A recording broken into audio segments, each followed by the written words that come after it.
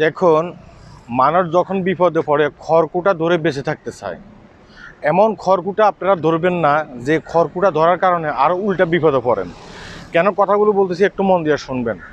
দেখেন, মালয়েশিয়াতে এখন আপনারা অনেকেই কিন্তু অবৈধ, বেশিরভাগই মানুষ কিন্তু অবৈধ, তাই না? এখন আপনারা চাইতেছেন অনেকের, আমি সবাইকে বলতেছি না, অনেকে চাইতেছেন যে একটা জাল ভিসা বানিয়ে কোনো রকম চলা যায় কিনা, এই ধরনের চিন্তাভাবনা কিন্তু আপনাদের অনেকেরই। হ্যাঁ, তো এই ধরনের জাল ভিসা বানানোর চক্র কিন্তু মালয়েশিয়াতে এখন অনেক আছে। হ্যাঁ, মানে প্রতিনিয়ত ধরা পড়তেছে। এরকম অনেক মানুষ আছে যারা জাল ভিসা বানায় সবসময়। এই যে গতকালকে একজন ধরা পড়ছে, তিনি কি করেন, তিনি জাল ভিসা বানান। হ্যাঁ, তো জাল ভিসা তিনি আরেকটা ব্যবসা প্রতিষ্ঠান আছে, সেই ব্যবসা প্রতিষ্ঠানে তিনি জাল ভিসা বানান। জাল ভিসা বানাইয়া তিনি বিক্রি করেন 20 টাকা, 30 টাকা, 50 টাকা। মানে তার একটা কম্পিউটার আছে, সে কম্পিউটারে এগুলো বানান।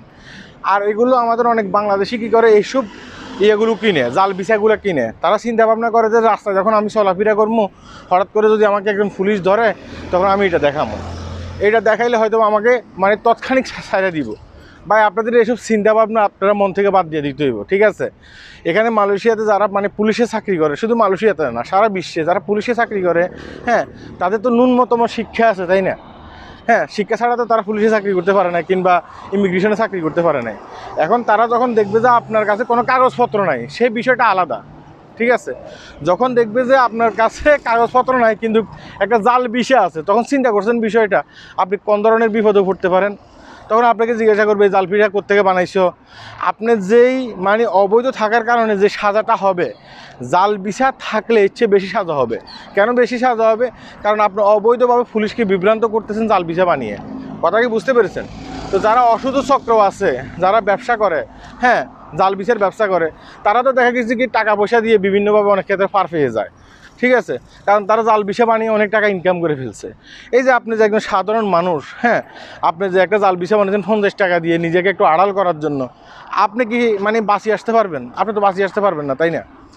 তো আমি কেন কথাগুলো বলতেছি, এই ধরনের জাল ভিসা বানানোর চেষ্টা করবেন না। এটা ঠিক আছে যে মালয়েশিয়াতে এখন কড়াভাবে দরাদরি চলতেছে, বিগত দিনগুলো থেকে এখন আর একটু বেশি চলতেছে দরাদরি, মানে প্রতিনিয়ত এখন রেট দিচ্ছে। তো যারা অবৈধ প্রবাসী আছেন, আমি আপনাদের উদ্দেশ্যে বলতেছি, বা এই কাজগুলো করা যাবে না, ঠিক আছে? জাল ভিসা বানাবেন না। আপনার ভিসা নেই তাতে কী হয়েছে? হ্যাঁ, আপনি আপনার মতো করে চলাফেরা করবেন, একটু সেফলি চলাফেরা করার চেষ্টা করবেন। হ্যাঁ, জাল ভিসা বানাইলে আপনি একবারে উন্মুক্ত, আপনাকে পুলিশ ধরবে না, এগুলো সম্পূর্ণ মানে ভুল ধারণা। আর যারা জাল ভিসা বানায়, ঠিক আছে, 50 টাকা 60 টাকা বিক্রি করে, তারা সাধারণ যারা মানে অবৈধ প্রবাসী আছে তাদেরকে একটু উৎসাহ দেওয়ার চেষ্টা করে। মানে তারা 20-50 টাকা পকেটে ঢুকানোর জন্য। 20-50 টাকা কত জানেন? আপনি মনে করেন যে দেখা গেছে কি সারাদিন কাজ করলেন, 70 টাকা পাইলেন, তার মধ্যে 20-50 টাকা তারা দিয়ে দিচ্ছেন, ঠিক আছে? এবার আপনি মনে করতেছেন যে না, আমি এটা দিয়ে খুব সেভে থাকবো। না, এটা দিয়ে আপনি সেভে থাকবেন না, উল্টা কিন্তু আপনি পকেটে মানে অবৈধ জিনিস নিয়ে যেভাবে ঘুরলে ধরা পড়লে যে বিপদ, আপনি ঠিক এভাবে অবৈধ জিনিস নিয়ে মানে ঘোরাফেরা করতেছেন। তো ধরা পড়লে তো আপনি বিপদে মানে পড়বেন, সেটা বুঝতে হবে। যেখানে 6 মাসের জেল, সেখানে দেখা গেছে 10 মাস ঢুকে দিব।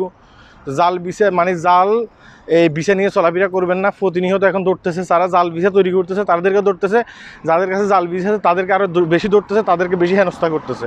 সবাই ভালো থাকবেন, ভিডিওটি শেয়ার করবেন। আল্লাহ হাফেজ।